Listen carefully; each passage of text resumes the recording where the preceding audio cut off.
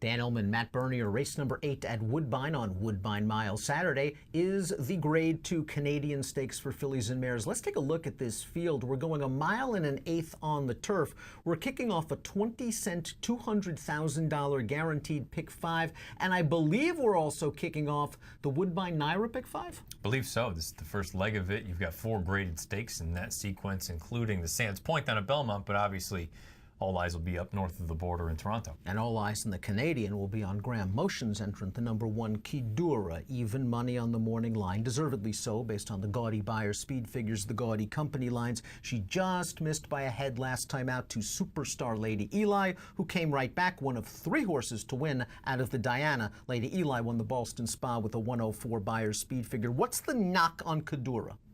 The only knock that I have is it seems like it's a bit of a peculiar spot first, and then also you go through, and I couldn't help but notice, I go, okay, well, July 22nd, you had other opportunities that you could have run between now and then you look at the workout tab, you got a gap between August the 18th and September the 4th.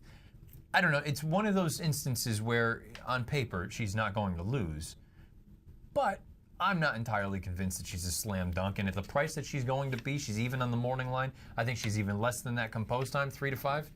You can have her. Now, she ended up on the lead in the Diana. I think that Graham Motion was a little bit surprised by that. Dickinson was in the race, and we saw on Dickinson's subsequent outing, the Ballston Spa, she made the lead. Maybe Motion is comfortable with Kidura having a target. And let's see what Timeform US has to say from a pace standpoint. And they believe, yes, Kidura will have a target, that being the number 6, Southern Gem, who was ranked last time out in the Grade 2 Nassau Stakes over Yielding Going. She has a little bit of speed. Yeah, she got a little bit of gas. I guess I just am a little bit surprised to see the field as stretched out as it is in the pace projector, because I don't think that any of these horses that go to the front are really going to be throwing it down. I think you're going to have a nice kind of compact field where maybe everybody's separated by about 6 lengths for a field of 7. You and I always liked the number 7 Involuntary when she was with Josie, when she was with Arnaud de la Cour. She is not taking a step backwards at all for Josie Carroll. 4 starts, has hit the board every time, including a win in the $100,000 Flaming Page at 1.5 miles. She's a good middle distance horse. Do you think she's gotten slightly better at longer distances? 100%. I think she is slightly better going longer, 1.25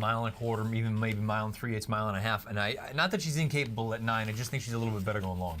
Chad Brown always has to be respected in any graded stakes turf race. LEC's World is his representative in the Canadian. 4th last time out in the Della Rose. And I know Bar of Gold came back to beat New York Breds in the Yaddo with a solid 96 buyer speed figure. One of 2 next out winners from the Della Rose. But LEC's World just hasn't gotten much better this form cycle. No, she hasn't gotten much better. I will say, though, I feel like she was unlucky in that spot where she was stuck behind horses, and it took her a long time to finally get to the clear. I think if she had clear run, she probably wins that day. But that doesn't change the fact that, like you said, she just really hasn't seemed to take a step forward. Grizzle, the number 4, second off the layoff for trainer Michael Doyle. Solid effort last time out behind a pretty good 3-year-old in Enstone, but that's the key.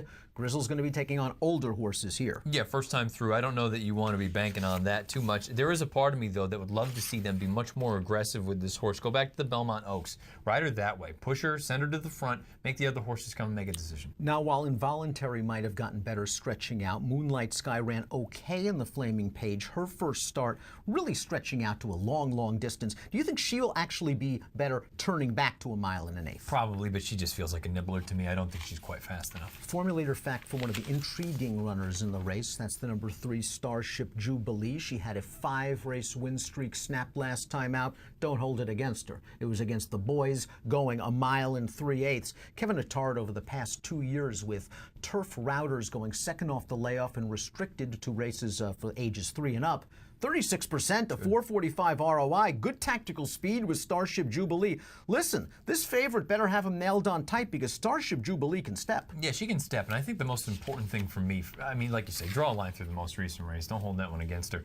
I know that she dead heated 2 starts back at 1.25 miles. I think she's better going shorter. I feel like 1.25 miles was the absolute max for her. I think she's going to really appreciate getting back to about 9 furlongs. Let's take a look at our top picks for the Grade 2 Canadian. Again, this race kicks off the 20-cent, $200,000 guaranteed pick 5 at Woodbine. You're going to take a slight shot against the favorite with the 3 Starship Jubilee, Eurico Rosa de Silva, 9-2 on the line. I really think getting back to this distance is going to be just major beneficial for her, especially I kind of looked at her against Involuntary and looked at it and said, I feel like Involuntary would appreciate more distance, Starship Jubilee slightly less. And again, Kidura, you don't need me to tell you she's miles the horse to beat in here, but at the same time, she's going to be a very, very short price. And again, if you're kicking off the $200,000 guaranteed pick 5 up at Woodbine, or you're kicking off the Belmont Woodbine pick 5, you're talking about a horse that's going to have, I'm going to probably say 60% of the money on her.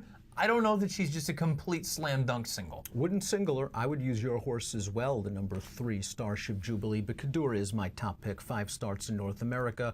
Her Beyer speed figures from those races equal to or better than any of the last race Beyer speed figures earned by her opponents in this race. Good tactical speed, just very, very logical. You're going 3-1-5-7. I'm going 1-3-7-5. In the Grade 2 Canadian Stakes, race number 8 at Woodbine on Woodbine Mile Saturday, and it has an approximate post time of 4:29 Eastern.